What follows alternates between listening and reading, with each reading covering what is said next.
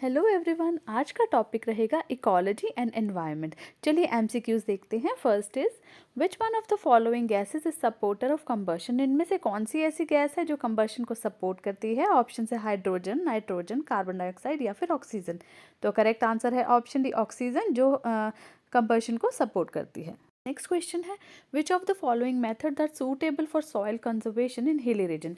Hilly areas में soil conservation किस method से की जाती है? ऑप्शन है terracing and contour bunding, shifting cultivation या फिर कंटोर प्लोइंग। तो हमारे ऑप्शंस में जो राइट आंसर है वो रहेगा फर्स्ट एंड थ्री, यानी कि टेरेसिंग एंड कंटोर बंडिंग और कंटोर प्लोइंग से हम इजीली हिली एरियाज में सॉइल कंजर्वेशन कर सकते हैं।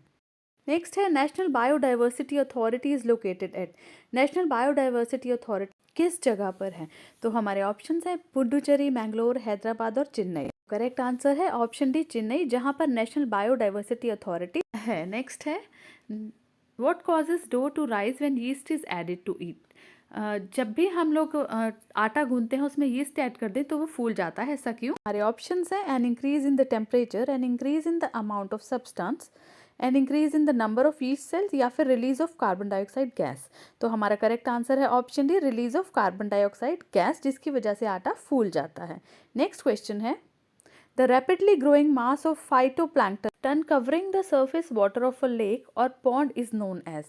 जो फाइटोप्लैंक्टन होते हैं, जो एल्गी टाइप होता है, जो ओशियंस में या लेक्स के ऊपर आ जाती है, तो वो कवरिंग जो आ जाती है वो किस वजह से होती है water pollution, water hyacinth, eutrophication या फिर वाटर ब्लूम। तो इसका करेक्ट आंसर है ऑप्शन सी, यूट्रोफिकेशन, जिसकी वजह से फाइटोप्लैंक्टन जो है सरफेस पर आ जाती है। चलिए नेक्स्ट क्वेश्चन देखते हैं।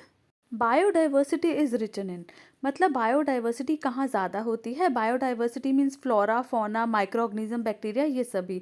तो ये कहाँ पर ज़्यादा होती है? ऑप्शन है tropical regions, polar regions, temperate regions या फिर ओशंस। तो करेक्ट आंसर है ऑप्शन ए, ट्रॉपिकल रीजन्स में बायोडाइवर्सिटी ज़्यादा होती है। Next is which one of the following is correctly match. इनमें से कौन सा पेयर करेक्टली मैच है? ऑप्शन है producer deer, primary consumer leopard, secondary consumer grass या फिर डीकम्पोजर बैक्टीरिया। तो करेक्ट हमारा ऑप्शन जो है वो है बैक्टीरिया क्या करते हैं? डीकम्पोज करते हैं। तो option D is right. Next question is the deciduous trees will. Deciduous जो ट्रीज होते हैं वो क्या करते हैं? ऑप्शंस हैं सिंथेसाइज देयर ओन फूड, अपना फूड खुद बनाते हैं, depend on others for the food या फिर दूसरों पर डिपेंड करते हैं फूड के लिए, shed their leaves every year, हर साल उनकी लीव्स पत्ते गिरते हैं, या वो अपना पत्ते कभी लूज नहीं करते। तो करेक्ट आंसर है option C, shed their leaves every year is the right answer. Next is which method of water purification does not kill micro organisms. इनमें से कौन सा ऐसा मेथड है जिसमें माइक्रो ऑर्गेनिज्म किल नहीं होते? ऑप्शन है बॉइलिंग, फिल्ट्रेशन, क्लोरिनेशन या यूवी रेडिएशन। तो करेक्ट आंसर है ऑप्शन बी, फिल्ट्रेशन।